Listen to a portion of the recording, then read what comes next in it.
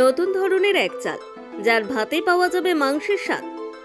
মাংস ভাতের অভাব ঘোচাবে এই ধরনের মাংসের তৈরি চাল। হাইব্রিড চালটির নাম মিটি রাইস। কেমন সে মাংসুল চাল, জেনে নিন এক ঝলকে।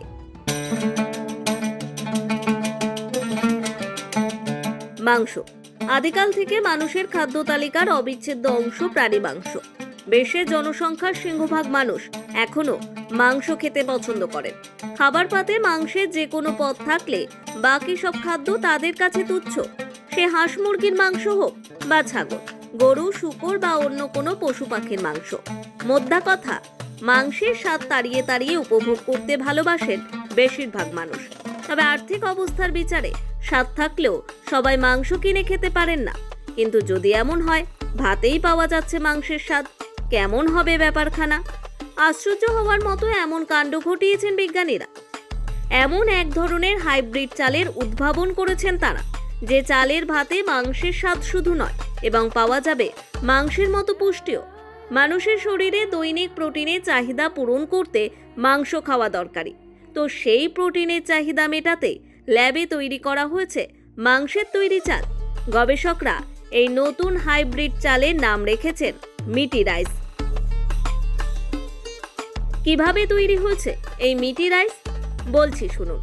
বিশেষ পদ্ধতিতে ল্যাবে এই মাংসযুক্ত হাইব্রিড চাল তৈরি করেছেন বিজ্ঞানীরা।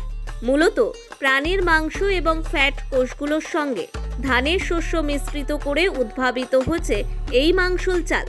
এ চাল তৈরির জন্য প্রথমে চালের ওপর মাছের জেলেটিনের প্রলেপ দেওয়া হয়, যাতে সহজে মাংসের কোষগুলো চালের দানার সঙ্গে লেপ্টে থাকে। তারপর সেই দানাকে 11 দিন ধরে ল্যাবের কালচার ট্রেতে প্রক্রিয়াজাত করা হয়।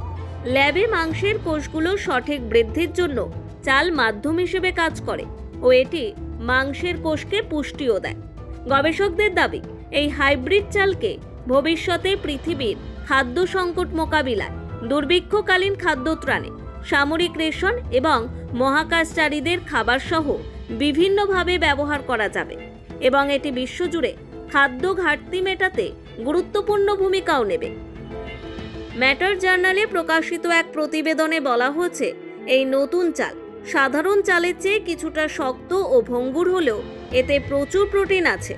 এই চালের ভাতকে তারা পরিবেশ বান্ধব ও প্রোটিনের সাশ্রয়ী উৎস বলেও দাবি করছেন। তবে চালটি বাজারে এলে সব মানুষ এটিকে গ্রহণ করবে কিনা, এটাই এখন মূল ভাবনা। তার অন্যতম হচ্ছে ধর্মীয় কারণ। কেননা বিভিন্ন ধর্মে নির্দিষ্ট কিছু প্রাণীর মাংস খাওয়া নিয়ে নানা ধরনের বিধিনিষেধ আছে। আর ল্যাবে তৈরি মিটি রাইসটিতে কোন মাংস ব্যবহৃত হচ্ছে তা সরাসরি প্রত্যক্ষ করাও যাবে না।